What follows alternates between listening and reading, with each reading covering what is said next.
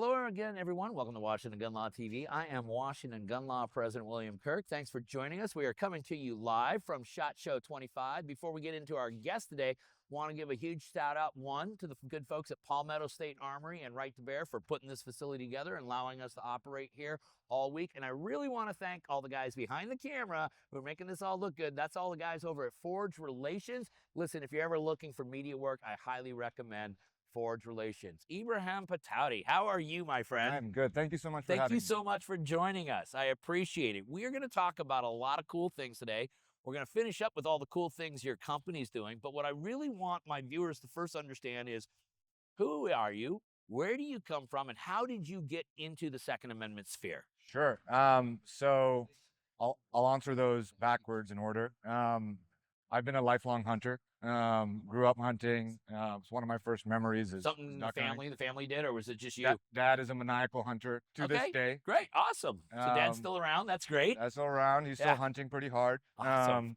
Yeah, I guess that was my introduction into it. And then about, I guess, 8-9 years ago, I got into competitive shooting. And so that's been a whole journey into USPSA. And yeah, so sort of been a slow journey into what I'm doing now. And I guess germane to this story is I've worked in Silicon Valley my whole career. Well, let me ask you about that, because you're a gun guy. Yep. Working in the tech field. Yeah. Correct. They're not too pro 2A over in the tech field. No, we like to joke that there's about 4 people that both like guns and understand advertising technology. Right. And we found all 4 of them and started a company. Yeah, very good. Very good. So you found the needles in the haystack. Yep. What was it like working in the tech field, even though you are a staunch Second Amendment supporter, you're a competitive shooter, the exercise of this right is very important to you. Did you have to stay in the closet essentially when you were in the tech field, or could you actually come out and talk to people about that? I was from the beginning very, very unapologetic about it. And what that ended up doing was it made me into sort of a professional advocate for the Second Amendment, for hunting. I feel like I've educated hundreds of people about what the Pittman-Robertson Act is and why it's important. And immensely important. It's immensely important. Immensely, yes. And you know, as a hunter, I care deeply about the egalitarian access to hunting that I think America does better than pretty much any other country. Well, and I think a lot of things that people think that every gun owner is some radical right-wing kook, but the hunters have a tendency to be huge conservationists. Absolutely. And there's a lot in common with people who have more, environmental agendas, because you guys as hunters want to see the environment preserved. Yep. So that your art of hunting can also be preserved. Absolutely. And I think sometimes the instinct is to be super critical of people that don't understand kind of what the link between hunting and conservation is. But I think if you take the time to explain it to them, they're surprisingly receptive, and they have this sort of eureka moment where they're like, oh. Yeah. But let me ask you this question, because, I shoot out of some of my videos that I do is out of a gun club up in the Seattle area. It's called Security Gun Club. Okay. And the individual who owns that club was the first coder for Expedia. Okay. So it worked out pretty well for him. Yeah. All right. He's a great guy. Yeah. Great guy. He literally built Security Gun Club because he was building a safe haven for people in the tech field to go exercise their Second Amendment rights. That was how it started. Yeah. And, up in Seattle, we got Microsoft, we got Amazon, we got a lot of little startup companies and all of that stuff. So it's a very tech field. Here's my question for you. Why is the tech community so anti-Second Amendment? I think it's like I said, it's lack of education. I think, we live in a world where everyone's living in their own echo chamber on social media. And so people get legitimately brainwashed into thinking that, AR-15s are these weapons of war and all guns are bad and guns should be done away with. Do you think that they exploit some of the cultural differences that come with a lot of people in the tech field? Those that come from former Commonwealth countries where the view of the individual is never really taught because it's all about the Commonwealth. I think that's a really interesting perspective. I think I've personally experienced a lot of people from foreign countries coming in and almost struggling with this idea of what it means to be able to protect your own freedoms. Yeah. They don't even understand what freedom is No, no, or they don't. liberty. And, You know, and I've always said freedom is the ability to think however you want, but liberty is the ability to live however you want. absolutely. Yeah. And I think the First and Second Amendment are more intertwined than people would think. Well, they're essential to each of their survival. Yes. And I think it was not happenstance that the founding fathers wrote the First Amendment and then immediately wrote the Second Amendment to go right behind it. Yep, I Right? agree. Okay. Let's talk about Armanet. Yeah. Okay. Why don't you just, in general, tell the viewers what exactly is Armanet doing? Because you guys got a really cool thing going on there. And I want not only the people, but if you're a content creator, and you're geeking out on us, one, thank you very much. But number two, I really want you to listen to what they're doing here because they got some good stuff going on. So let's talk about that. Sure. So, look, the reason that Armanet came to be was because, as you're well aware, Google and Facebook essentially choked They out suck. the industry. Yeah. They own 85% of online advertising. So when they closed their doors to the two-way industry, you had, you know, you were completely locked out of using any of the same tools that every other e-commerce and Right. brand business They uses. took away right? multiple revenue streams from people. They Not took only away- content creators, but also brands and companies that could otherwise be using social media as effective marketing tools. They stopped letting brands and retailers do the kind of targeting that they need to drive actual revenue. They stopped websites from monetizing in the same way that, let's say, the New York Times monetizes, right? Mhm. And it just, when we looked at how advertising was done in the space, it was like, it was like 20 years ago kind of dynamic where people were calling people up and doing direct buys, and it was this really inefficient system. And so we took what we know, which is programmatic advertising, this automated buying and selling of ads, the same thing that Google does, the same thing that makes the entire internet go around. Don't have to reinvent the wheel here, right? Yeah. Exactly. Yeah. And we just stood it up for the Second Amendment industry. From an infrastructure standpoint, how do you make that possible without getting too geeky here, but Sure. just in general, how do you set up the infrastructure so that you can't get squished out by all the big tech that's trying to squish you out? Oh, that's an excellent question. The way to do it is frankly not to be reliant on any big tech partner, right? And so we built every part of our tech stack from the ground up. We can't be canceled. We can't be parlored. The only tech company that we depend on is our cloud provider, and they're called American Cloud, and they have about 27 American flags on their website. So you're feeling pretty comfortable about Feel pretty them. good about it. Okay, so you shopped around and found a host server that's gonna at least support the mission of Armanet, Absolutely. and not try to mess with you guys. And frankly, if there's anyone out there that's looking for a cloud provider that is aligned values-wise, look up American Cloud. Aaron's a solid guy. I think that's a good piece of advice because I've talked to a lot of people around here, FFLs, trainers, a lot of people don't realize how deep the Second Amendment industry really is until you walk around SHOT Show for a few days and you're like, oh my God, this is an amazingly deep industry. Yes. And they're all getting squished out by big tech. Yes. I mean, I got to play a game with Google every time I put a video out. Exactly. And that's exactly why we wanted to provide the Second Amendment industry with the same tools as every other legal industry in America. Why the fuck should the Second Amendment industry be choked out like this? Amen. Amen. So if a content creator or a brand or something like that wants to get involved with Armanet, what exactly are the services that you're going to help them with? Well, how are they going to benefit from that relationship with Armanet? Sure. So I'll run through kind of the different products that we have. Perfect. One is just our standard programmatic video and display ads. And that's basically you take banner ads or videos, and those run on the largest network of firearms websites, right? Your AR15s.com, your Recoil, your Gun Digest, Guns.com. Yeah, the big ones. All the big ones, Yeah. and a ton of others too. Okay. And so a brand like Glock or SIG or Daniel Defense or one of the many that we work with can place their ads on those websites. So it's gun ads on gun websites. It's you're being able to reach your target audience. And we've managed to identify about 50 million unique users. Really? 50 across, million? Across this Wow. network of websites. That is, bar none, the largest collection of pro 2A people online. I'm just glad to hear you found 50 million. I'm going to get all misty-eyed here for a second just thinking about it. But there's more out there. Yeah, there's 200 more out million gun owners in the United States. Absolutely. And then we're continuing to expand. And so that's one option that a brand can use is you run these ads on websites.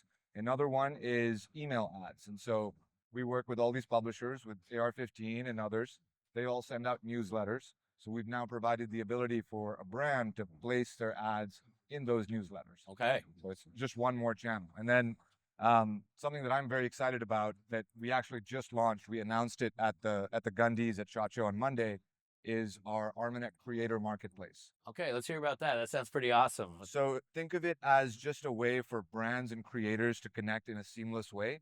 It's modeled off of an Upwork or a Fiverr, but for content creators in the 2A space. And so it's super cool. We've only launched it two weeks ago, but we've already facilitated the first ever 2A ad buy on the Tucker Carlson show. So our friends. But there's a pretty decent sized platform who was lucky enough to get onto Tucker Carlson. That's going to be a good day for that company. Absolutely. And who was it? This was our good friends at Silencer Central. That's awesome. And good for them. That's a great score. I want to give them a shout out because they jumped on the opportunity. They've made history in the in the process. And I think, you know, we have all kinds of content creators in our network. Just think what could happen if you could start bringing more of those brands into what is really supplanting mainstream media right now. Absolutely. Right? Because the Joe Rogans and the Tucker Carlsons of the world, they really are becoming, and even small content creators are beginning to see that we can't trust mainstream media anymore. They're morally bankrupt at this point. Yep. So just think what it would do to the whole atmosphere around this gun control debate if all of a sudden you started seeing ads in more mainstream, normal type settings. This is exactly like a car ad, right? So this is what makes me super excited about it. Obviously, this is a product and we're going to make money off of it. But sure, frankly, I think there is a much more important cultural symbolism of guns starting to appear in more mainstream it's got to spaces. be mainstream. And you start to normalize guns at a broader level. That's good for this industry. It lifts the whole good for the market country. Up. Absolutely. Right? An armed society is a polite society. Yes, sir. Right? And right now we're also seeing that the largest growth in new gun owners in the country are those that are in marginalized communities. Yes. It's not guys that look like me. Yes. Right? It's the women, it's the people in the LGBTQ communities and things like that. It's other ethnic groups. Yep. Candidly, if you're a Jewish American and you're not armed right now, I don't know what you're thinking. Exactly. Because it has become ungodly dangerous for them. Absolutely. Disgustingly dangerous for them. And God forbid you live in New York where you can't do it. Right. You know? Right. Well, that's the thing. You got these states out there trying to disarm you while they're trying to set the crowd. It's almost like they want to kill you. Yeah. Okay. But let's get back to this matching the creator to a brand. Okay. Tell me about that process, because from my personal experience, when I first started doing ads, you know, these companies start calling you and you're like, oh my God, I can make money doing this. This is awesome. And you want to sign up with them. Right. Yep. And then you run a couple of ads and you start realizing like, this doesn't really fit with me and what we do here. And then the viewers get a little ticked off, like, dude, hey, what are you doing here, right? That's a really good point. And then there are other companies that advertise on my channel that, I mean, just fit so perfectly into it. And then they give me the creative freedom to make sure that the ad kind of fits in with the rest of the video.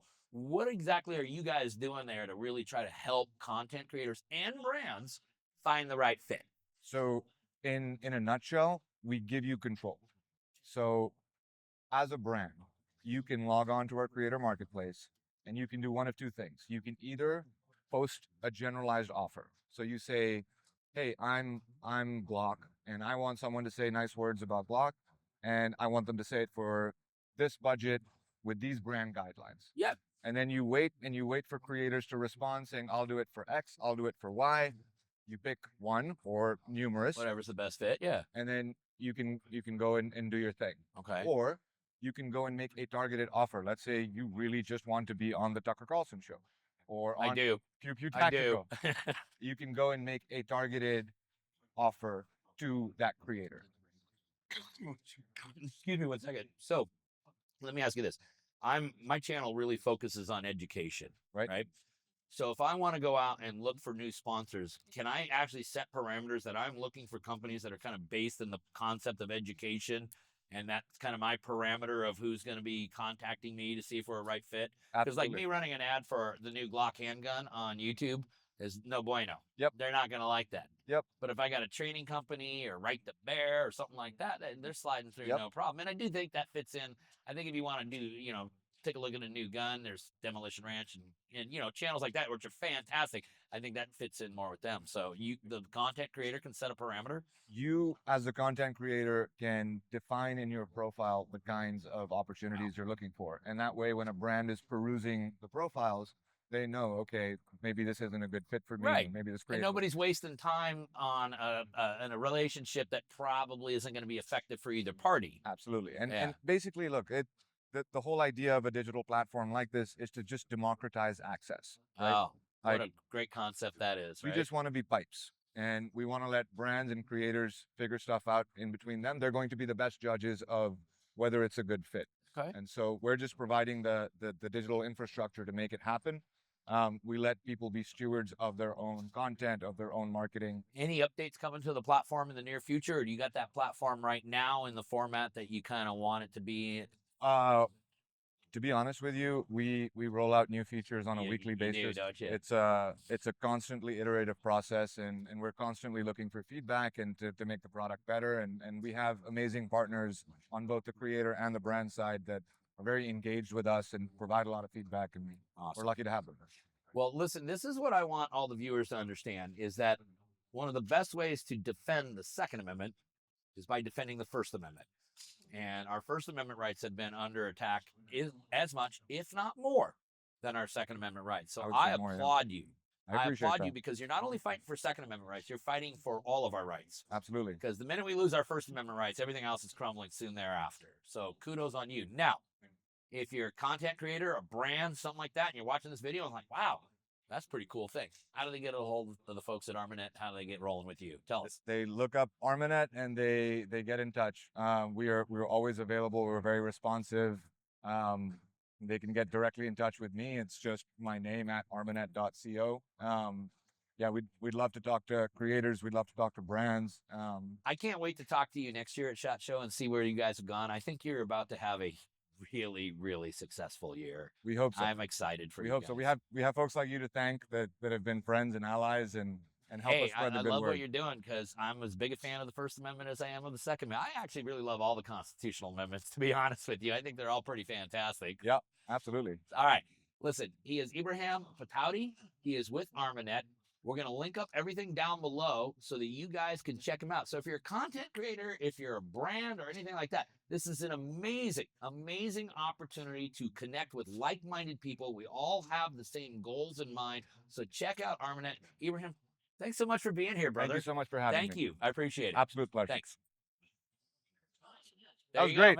First individual on call, and for whatever reason, if that goes through, we have actually 3 layers. So we have another and another. So if it continues to ring, it goes from one phone to the next to the next. So we're betting on our chances. The highly compensated team that we have is going to take that phone call. Mm-hmm. And then from there, they have that privilege, right? They have the attorney-client privilege and that right to share with them, our attorneys, of what just took place. A nationwide team of attorneys that's going to be able to reach out to our Arizona attorney to get them on the horn immediately. You know, we've had cases all over the country. Now, You're not truly prepared unless you have Right to Bear back you.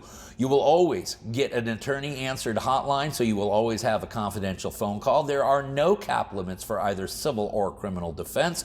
This covers all forms of self-defense. So from a fist to a firearm, from a fat lip to a dead body, you are covered, and you will have some of the nation's most passionate 2A attorneys in your corner fighting for you. And right now, if you visit my friends at protectwithbear.com and you use the promo code WGL, you will receive 10% off. Listen, you need to protect yourself so that you can protect them. Visit my good friends at protectwithbear.com.